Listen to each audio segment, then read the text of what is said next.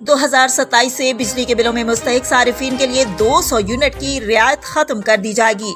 ये इंकिशाफ आज पार्लियामेंट की पब्लिक अकाउंट्स कमेटी के इजलास में सामने आया, जहां सेक्रेटरी पावर डिवीजन ने हुकूमती फैसले से आगाह करते हुए कहा कि प्रोटेक्टेड सारिफीन की कैटेगरी खत्म होने के बाद मुस्तहिक अफराद को BISP के डाटा की बुनियाद पर नकद सब्सिडी कीमत में नकद रकम फराहम की जाएगी। मुस्तहिक सारिफीन का तयन BISP के डाटा की बुनियाद पर किया जाएगा।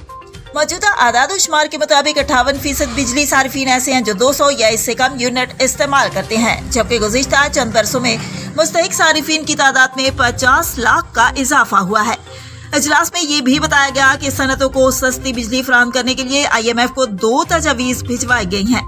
पहली तजवीज़ के मुताबिक मौजूदा इंडस्ट्री को दूसरी शिफ्ट में आलमी नरखों के मुताबिक बिजली दी जाएगी। दूसरी तजवीज़ में नई सनतों, क्रिप्टो करेंसी और डाटा माइनिंग के लिए कम नरखों पर बिजली फराहम करने का मंसूबा शामिल है।